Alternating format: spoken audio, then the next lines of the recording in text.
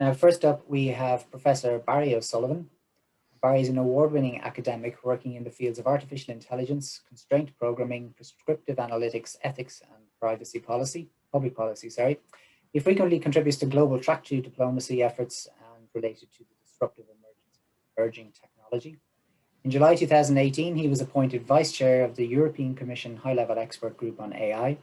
His work with that high-level expert group, including producing the ethics guidelines for trustworthy AI and policy and investment recommendations for trustworthy AI, ultimately led to the Commission's white paper on AI in February 2020, which in turn formed the basis for the recently published draft AI regulation.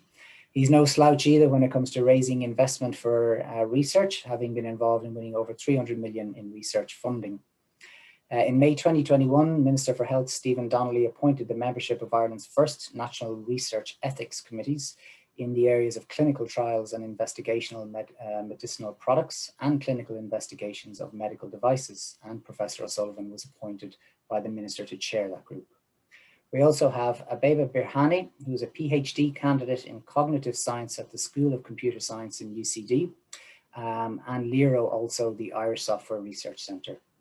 Her interdisciplinary research focuses on the dynamic and reciprocal relationship between ubiquitous technologies, personhood, and society. Specifically, she explores how ubiquitous technologies constitute and shape what it means to be a person through the lens of embodied cognitive science, complexity science, and critical data studies.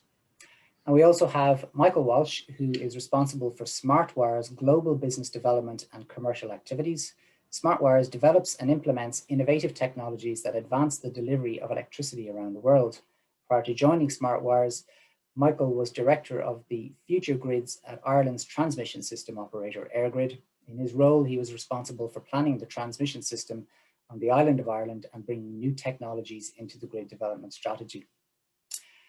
Now, just before we jump in, I want to tell you a little bit about an article I was reading last week, one of those kind of back to the office type articles in the FT.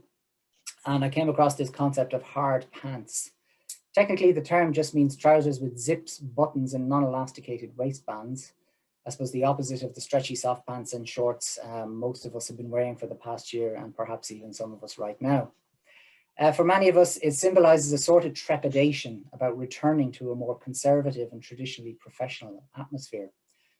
However, some large and well-known US corporations, including Apple, are very keen for their workforces to return in spite of high productivity levels during COVID. The chief executive of JP Morgan Chase last month said something I found really interesting. Remote working is no good for young people, corporate culture, ideas generation, or those who want to hustle. Indeed, Morgan Stanley Chief Executive James Gorman went one step further and sent a tough message to New York-based employees yesterday when he said, if you can go into a restaurant in New York City, you can come into the office and we want you in the office. Now, of course, on the other side of this coin, we have those who never experienced work from home. And it's apparent that many of them are lower paid than us, the work from home cohort. It's these themes of innovation, social engagement, and inequality we want to begin with. Now, with a kind of a breezy first question, I would like to know from each of you what your kind of best and worst of work from home have been, and also where you see yourselves by the end of the year. And while you mull that, I'll go first. For me, the best, I guess, has been a little bit more family access time, but I think we also all know that that's a double-edged sword. The worst bit for me was actually losing my commute. I used to cycle in and out to Mason, Hayes and Kern every single morning, and I know for the exact amount of the distance is 12.78 kilometers door to door. And it's something I really missed because it's something that refreshes you in the morning and kind of pulls you out of your head space in the work environment in the evening. And I expect a lot of this will return soon enough, and that I'll be back on my bike and happy out. But let's start with you, Abebe. What's kind of the best and worst been for you? Thanks for that, Brian. I guess I can say I haven't been affected that much in terms of losing access to workspace because I am in UCD and I have gotten permission to access the lab for research reasons. And I have been traveling to my workplace back and forth most days. So I did have that. However, I can relate to what you were saying about losing that social interaction. Before we would have, talked with my lab mates, those crucial coffee breaks, even though they might seem like a waste of time, they are really important, both to kind of step away from work and give your brain a break from work-related thinking, but also you generate so much, so much ideas, and a lot of, at least in research, a lot of my work really depends, and it is contingent upon these casual discussions. And I even felt this more in virtual conferences, because I would have attended so many conferences before, and a lot of collaboration, a lot of, working together is often sparked in the corridors of a conference, where you just go for a coffee with someone, or you just go for a little walk, and those seemingly not valuable social interactions are really crucial for creativity, for bringing ideas together. And for me personally, that aspect has been lost, and I do notice it, because I'm a kind of person that need to constantly discuss and brainstorm and have a conversation about what I'm writing with others, and that's been gone, and it's been difficult. But compared to others, because I do have access to the lab, I am in a relatively privileged position. Thank you very much, Abebe. Barry, what do you think? Yeah, so I guess obviously as an academic, I'm in a very privileged position. I've my salary has continued to be paid in the normal way, so I've been very fortunate like that. I suppose also on the positive side is it's been the best year of my dog's life, obviously. Like I've spent, I've never spent so much time with my dog, so she's delighted. But I suppose it's also, I don't find I'm wasting as much time as I used to just doing some things that, like the commute used to be. I was quite frustrated with commuting. I suppose on the negative side, I just find myself working a lot more. I just find myself constantly working.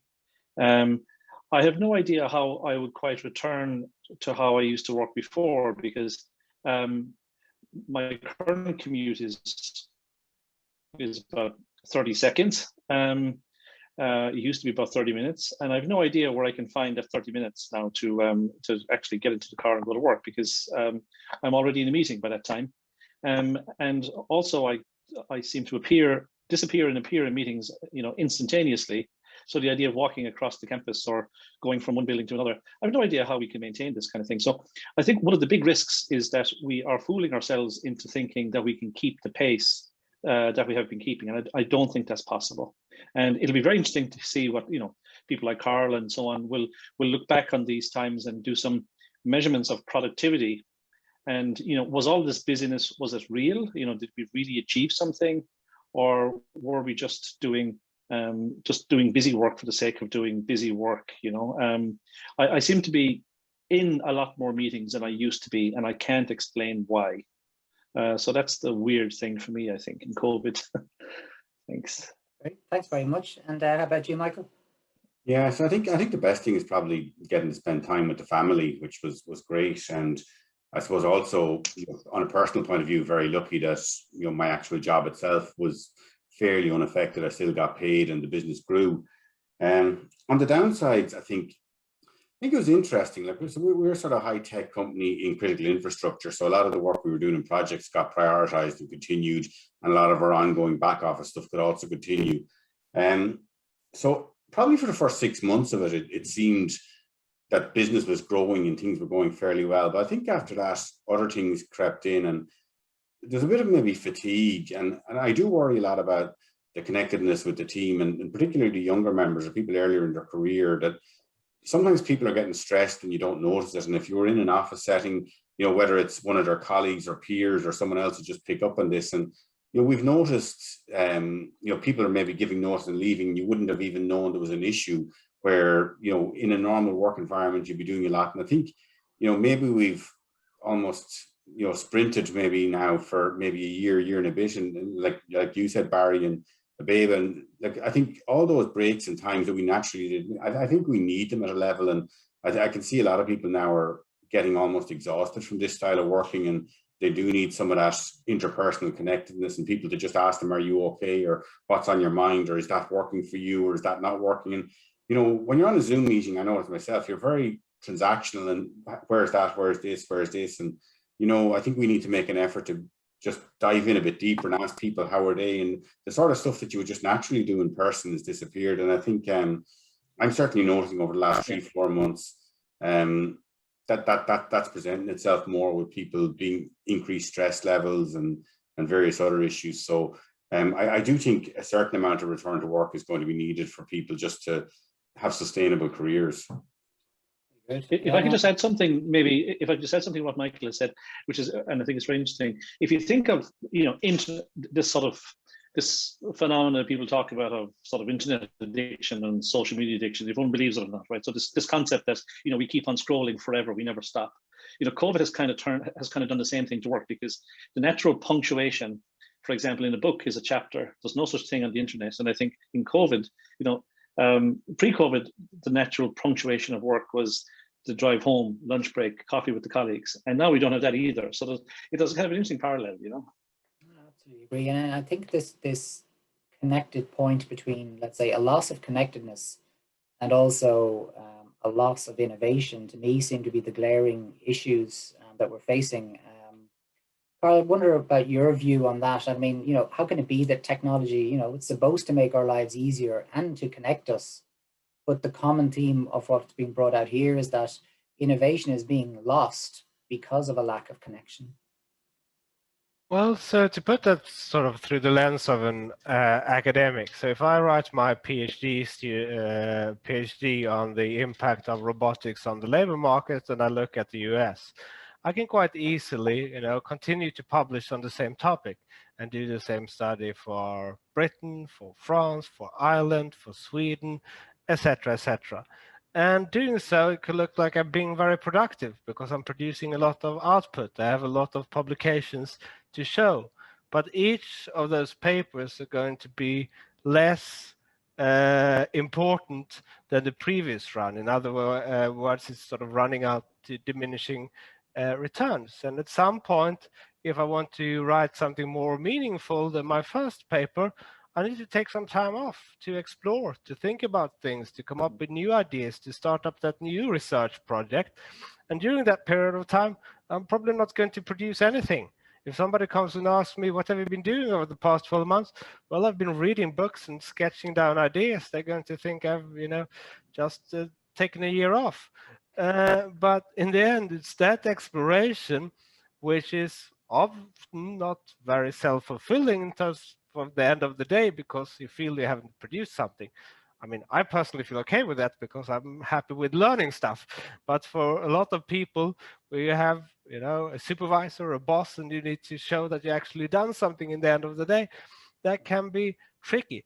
So I think, yeah, it's a real risk that we're fooling ourselves into that by, increasing productivity in the short run.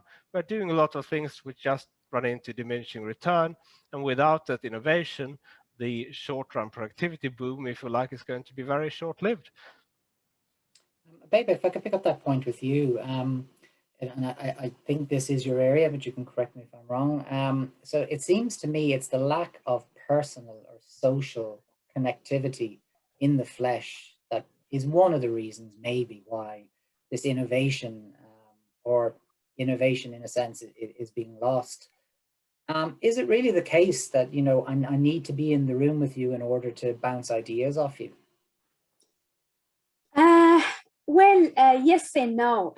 And I guess, so I come from an area, or it's almost a niche area in cognitive science called Embodied cognitive science. Some of you might be aware of it. It's also sometimes called the 4E approach to cognition. The basic idea is that cognition doesn't end at the skull, and the person doesn't end, at the skin. So in order, in order to exist, in order to be myself, I need that constant, interaction. I don't exist in isolation from others. I exist in a web of relations. So that web of relations, that continual connection is really important, both to, maintaining my productivity, maintaining my sense of self, but also, enabling creativity and innovation. And to some extent, you can say that the virtual world is doing some of that, but obviously it's lacking. You need that, to be in the same physical space, of course, to explore the full potential. Yeah, so in a sense, it's important to be in that space for creativity and innovation, to co-work with others, to be in the same physical space with others, and what virtual working spaces are giving us is sometimes they are called frictionless. So they make, for example, digital bank transaction make money transaction seemingly frictionless. You have various apps where you can order things from, or anything like that. So all those are a way for frictionless interaction, frictionless transaction.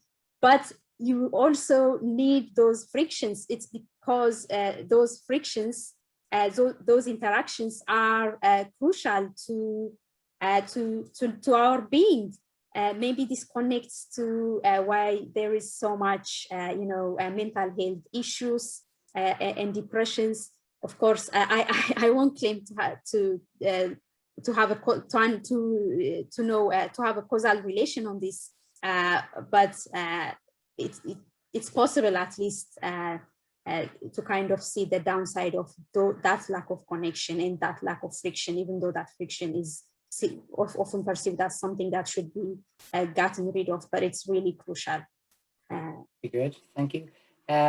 So then, Michael, if I could turn to you, and from your experience on the business side, it seems to me that maybe those guys in JP Morgan, etc., might actually be on the money here.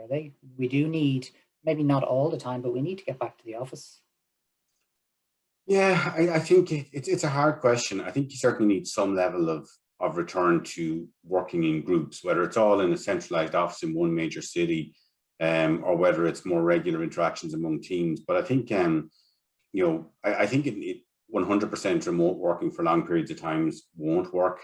I don't know if the command and control, it's like some of the quotes you read, they sounded very heavy-handed, and I can see, if people are already maybe stressed and fed up, that's not going to go down well, and you could end up losing some of your employees. So I think it needs to be a bit more collaborative approach, but probably a little bit of encouragement that you do need people to spend time in person with colleagues, for all sorts of reasons, and also with customers.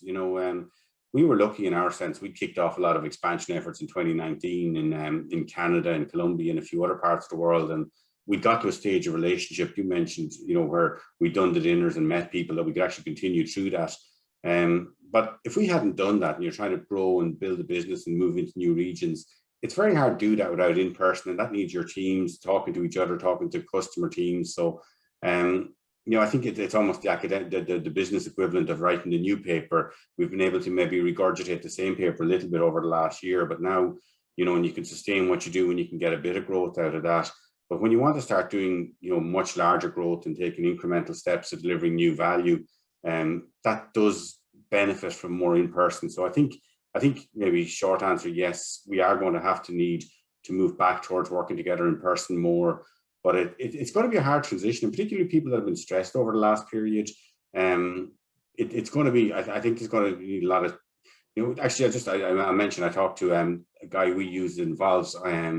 He essentially does our coaching of our sales teams and how to build business. And one insight he had about 6 months ago was, if you're trying to get into a new company, the most important person to talk to is the chief people officer, because they're the ones that have the biggest strategic challenge over the year. And if you can present whatever you're offering into a context of something that's going to help people and the culture and the business, that's going to go right to the top of the C-level radar, because that's going to be the big burning issue in most multinational companies in the coming year. So I thought it was an interesting insight, and it's something I've reflected a bit on, and you know, since he said it. Absolutely, and actually, I think it depends. Yeah, I think it very much depends, though. I think depending on your area and what you're working on, I think it very much depends, because I understood that lots of people didn't like working in open plan offices because they couldn't think, because there was too many people distracting them and so on. So people were trying to get away from each other. In my own case, believe it or not, I suppose the paper that I wrote in my career, which has been the most impactful, I've never met, even to this day, the person I wrote the paper with. And in fact, not only did I not meet him, but I wouldn't actually recognize him if we met each other on the street, which might sound completely bizarre, but that's not uncommon in some fields. And I think it would be a mistake for us, I think, generally speaking, and of course, it's very much down to the individual cases. But I think it would be a mistake if at some point in the future there was someone blew the whistle and said COVID is now over, all back to work, and we all just went back as if it was January 2020. I think that would be there would be huge opportunities lost. Sustainability. I think the ability to think differently. Like, sure, I don't think even after this much of time we're working properly remotely. I think it takes a long time. We talk about, does AI help remote working? I can't even get a good broadband connection, so I think we're a long way from AI taking over the world. If I could get a decent broadband connection, I'd be doing well. But I think we need to learn. There's a very good lesson to be learned, and I think we need to carefully think about the mix of working at home and what kind of things we can do at home and what productively we can do in the office. And I don't think we should be going back to the way we were before. Barry, sorry, Baker, you want to come in? Yeah, just to quickly add, as we are all sitting here discussing about whether it's a good idea to return back to the workspace or not, just occurred to me that for some people, not office work is not even an option. I mean, I myself am in a privileged position where I have the option to work from home or not. But as this goes back to the point Carl was mentioning earlier, about kind of offshoring work, and as we are talking about whether we should get back to work or not, and as a lot of the tasks in various facilities and services become available or online, of course there is so much behind the pipeline, or so much work in the background that underpaid and overworked laborers provide. Take Amazon, for example, where Jeff Bezos has, over the pandemic, gained so much wealth. I can't remember, 35 billion or something since the pandemic. But that has come at the cost of, warehouse workers, where they are underpaid. There is even, Amazon is pushing for extermination of any sign of unionization by the employers, by any of the gathering of employees. So I guess the point I want to make is, like, as tech becomes enabler of the opportunity to work from home, there are individuals and groups that are behind the scene that are paying and facilitating for this. Even as going back to offshoring, we talk about AI as if it's benefiting all and enabling all. But I think Mary Gray, in her work Ghosts, in her book Ghost Work, has outlined how the often AI that's often taken as autonomous, marvelous technology, even data labeling or dirty work that is behind the scene is offshored to countries like Kenya and much of the developing world, and those are often hidden and discarded, often on purpose, but they are of course part of the pipeline, part of creating AI, part of making AI enable everyone to work from home. So I just want to put emphasis on. But they're all very good points, Beba, and I guess it's not just the work from home piece. Is also the supply of the products in the first instance, and the extraction of the minerals that goes into, let's say, the devices that all permit us to get to these points. And I guess that was a point we were raising earlier with you, Carl, about I suppose the short-term disruption caused here.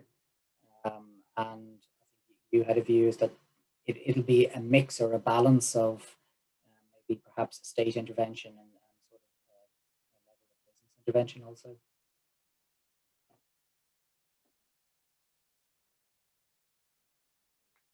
Sorry, Carl, do you want to come in there? Sorry, Brian, I didn't hear the last part of your. Oh, sorry, that the. Okay, sorry, that the we were speaking there about, let's say, the sort of short-term disruption that might be in some way assisted or changed with state intervention or a mix of state intervention and business intervention. Yeah, I mean, clearly, on the organizational level, there is a need for managing change, and there is a need for managing some parts of the change on a societal level as well, although we should clearly say that all change aren't always manageable, and we need to be prepared for some uncertainty if we want technological change and progress.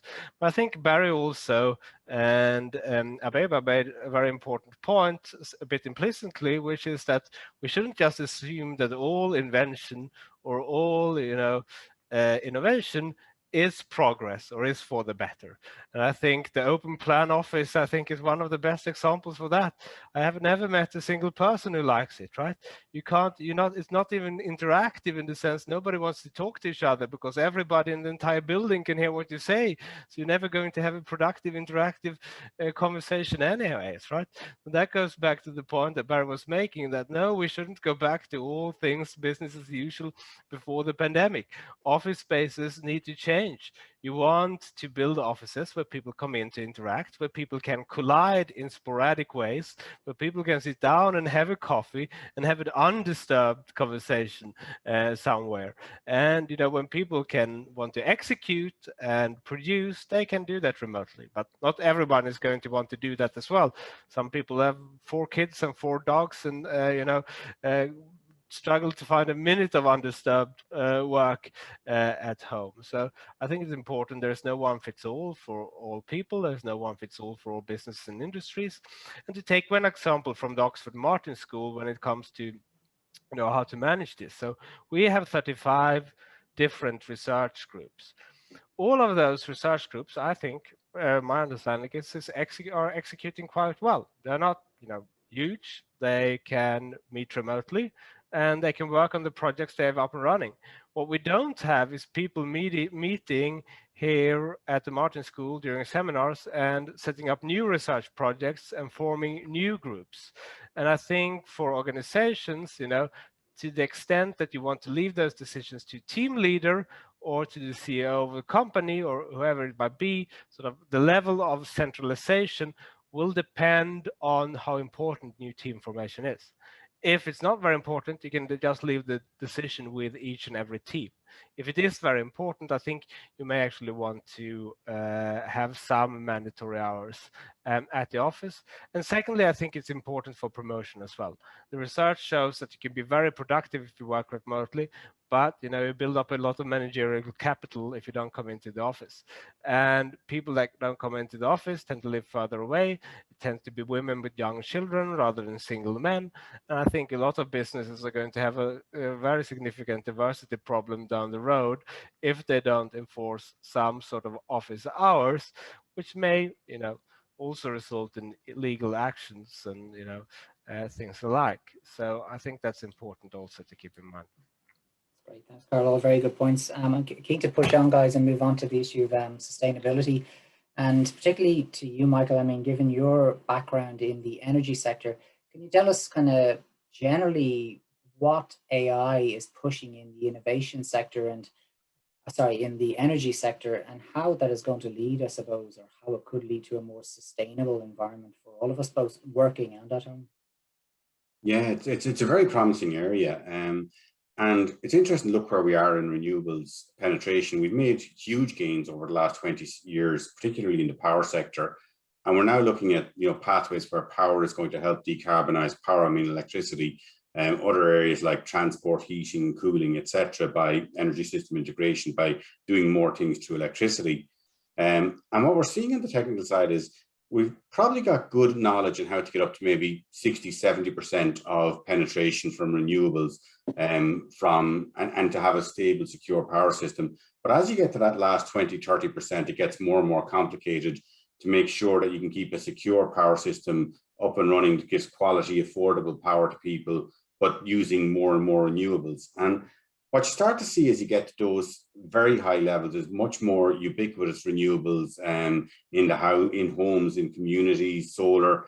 You also see smarter technologies out on the power system to help enable real-time flows so that you can make more use of existing infrastructure. No one is going to want loads more pylons built all over the place to have a more power-centric world. So you have to get smarter about using what's there already. And that means more and more and more technology. Now, traditionally, the way power systems are operated has been very computer enabled but human controlled. So the computers give you a lot of data visualization, help you see what's going on, but the actual control actions are always really real-time monitored by humans and controlled and governed. And that's really for security reasons and a lot of good reasons behind it. And it works very well if you're managing a small number of large generators, but you get to this world where you may have millions of generators on a power system, all interacting and controlling, where you may have home storage devices, electric cars, etc. The ability to control and respond to real-time events gets more and more complicated. And that's where AI has the potential for helping you do that and really push the boundaries from 60, 70% up towards 80, 90% and higher. It does bring with it some risks, cybersecurity, ability to make sure that your net being sustainable, you're doing your proper cost benefit calculations, and generally making sure it's giving society what it wants. So I think it's going to be a really exciting area over the next 10 years. We can see the promise of it, but there's an awful lot of work to be done to get it working properly and to do society. But I think in 20 years' time, it's going to be part of what having a sustainable power system and energy system looks like. On that, like traditionally, my view of it, of the energy sector, was that it was often an issue of storage. Is that still a key issue when it comes to, I suppose, optimizing systems, or is that now been sorted? Yeah, it's definitely one issue. I think with the sort of, the growth in batteries, short-term storage, so within day storage or within week storage, it's largely just a pathway where that's going to be solved, I think, in the next few years. A big concern at the moment is the longer term storage. So what happens if you get, say, a North European winter where it's really cold, cold front from Siberia comes in and no wind? Your storage essentially, okay, that's great for your first day, but after that you have very little wind generation coming in, very high demand because of the cold conditions. How do you work through that? And that's some areas people are looking at solutions like hydrogen, more interconnectivity, various other storage vectors. So that whole storage for the 1-2 weeks type thing, that's a hard to abate sector at the moment that needs a lot more work, Brian. Brilliant, thanks. I'm just keen to push on because I'm conscious of time. I also want to get a few of the attendees' questions. Barry, just before we move on to those, I want to ask you a little bit about what you do on your track to diplomacy side, because it sounds quite interesting, and also, I guess, has a long-term view about the integration of tech into our society. Sure, yeah, sure. So I suppose I've been involved in track 2 diplomacy work for 8 or 10 years. So I'm not sure many people know what track 2 diplomacy is, but basically everybody's familiar with track 1 diplomacy. It's when governments meet officially. Track 2 diplomacy is the kind of preparatory work that's done to have conversations between actors that they couldn't have officially. So it's an old concept. There are citizen diplomacy organizations that do this kind of thing. What kind of ones? There's lots of these sort of efforts going on at the moment. Probably the most famous track 2 diplomacy effort was the negotiation of the ETA ceasefire. I suppose today, in terms of AI, there's lots of these going on in terms of the use of AI in military contexts. So trying to, at the extreme, essentially eliminate the use of AI from a military point of view, but of course that's never going to happen. So how do you set the ground rules? And so I'm involved in some of those activities at the moment. I lead a Track 2 diplomacy team for a very prominent organization, having those types of discussions. Cybersecurity is a big one, believe it or not. Ransomware is something that has been subject of Track 2 diplomatic efforts for quite some time, trying to obviously protect civilian infrastructure, and we're all very familiar with how that's happened in the last while. So lots of these types of efforts, but I suppose in the public sphere, there's also the work I do with the Commission in terms of trying to define ethics guidelines and so on, and this kind of work, and trying to get to consensus. It's very interesting. I suppose just one thing about AI I do want to say is that when most people talk about AI these days, they don't mean AI actually. I think most of the time when people talk about AI, they mean some sort of automated decision making. And we need to be very, very careful about this, because AI is about, it's a field that, the first it was used in 1955 for the first time. And I think there was no agreed definition of what AI actually is. And in fact, it isn't even clear that people agree. It also isn't a technology that you necessarily recognize it when you see it, which is interesting. So, and I think a lot of the kinds of discussion we have these days about AI is really more general. It's about algorithmic decision making. It's about automated decision making. And the reason I want to make that point is that when we talk about, for example, regulatory instruments for artificial intelligence, I think we need to be very, very careful, because we can very easily stifle innovation. But even more than that, I think AI quite often these days is used as a tool to develop an application that has some use and has some behavior. And we need to be very careful that we don't heavily regulate one particular tool, but we don't regulate the use or the outcome, because it's the use of the outcome that's important, not how you built it.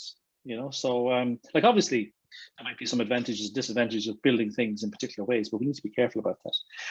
Coming back to the Track 2 thing, I think it's really, really interesting. It's not often you have to go for meetings climbing into the attics of barns in Switzerland to meet other people who are rather famous and surprising when you meet them in an attic in a barn in Switzerland. But this is the kind of strange world that Track 2 people live in, and it's great fun. Sounds fascinating. I just want to pick up two of the audience's questions before we wrap it up, guys. Baby, sure. We have an interesting one in here for yourself. It's a query around, I guess, set of offshoring activities we were mentioning earlier, and we're wondering if the pandemic will reduce this sort of activity, do you think? Because people will be shown up, how vulnerable global supply chains can be, and I suppose also the ethical issues that surround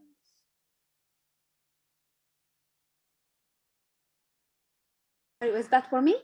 Yeah, sorry, baby. Yeah, for you. Sorry, could you repeat again? Yeah, so yeah, it's about the issue and the inequality of the offshoring of lots of work by large rich economies, and maybe how the pandemic might change it and cause people to look at these things differently. I want to be optimistic and say the pandemic will change it for the better. But from the kind of research I'm doing, from my perspective, I am hopeful, but not that optimistic. When I say for the better, I mean, when we are talking about the benefits of AI, is AI beneficial? I mean, unless we ask the question for who, of course, you will find it's beneficial for some people, but not others. I mean, look at the big 5 tech companies that have like Amazon, Google, Apple, Microsoft, and a few others. Microsoft, they have overtaken over the last 10 years. They have overtaken traditionally powerful and influential companies like, automotive manufacturing or big food chains or like that. So obviously, from their perspective, AI is hugely beneficial. as I mentioned earlier, Bezos has become richer and richer, and the pandemic has benefited him hugely. So in terms of the pandemic, changing things, for the better for those that are in precarious situations, that are at the margins of society, I see more disparities. I see the gap getting bigger. The AI making the wealthy more wealthier, the rich more richer, whereas people at the margin being pushed aside even further. And just to cite one of my research that should be coming up soon, even related to power consumption that Michael was talking about, we analyzed the most cited AI and machine learning papers that are submitted in the top AI conferences, which are NeurIPS and ICML, and we analyzed the change over time, over 10 years. And what we found was that, building a model, building one single large language model, for example, needs as much energy as, it emits as much carbon dioxide as 5 cars in their lifetime.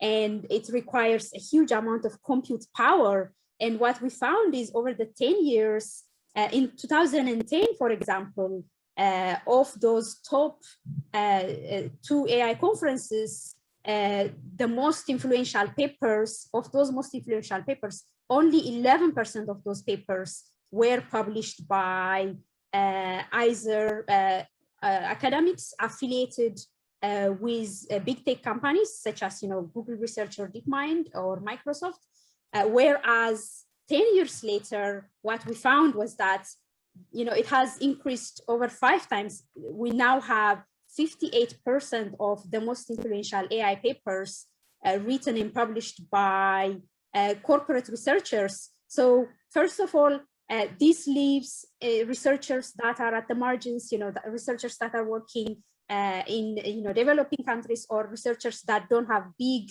labs, that don't have big compute power, are left out. So the gap gets bigger. And also, who is defining AI, who is leading the AI field becomes much more dominated and influenced by big tech companies. And, of course, of course, that means also their ideas, their values, and their motivations are being dominate the AI field.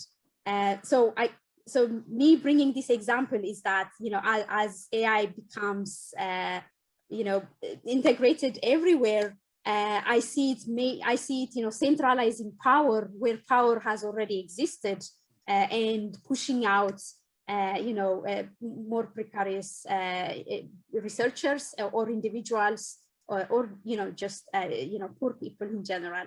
That's my take, at least. Great, no, that's a fascinating take. I'm going to finish up, Carl, with one for you, and that is, do you think that we're entering into another roaring 20s? Well, if what's meant by the roaring 20s is a new productivity boom, then I do think there are some reasons to be optimistic with the short-term productivity impacts of the pandemic. And we've seen that we can be more productive at home. Various studies in control experiments have shown that. On the other hand, as I mentioned earlier, I do think there's a real risk for innovation, and I'm more worried about that being sustained.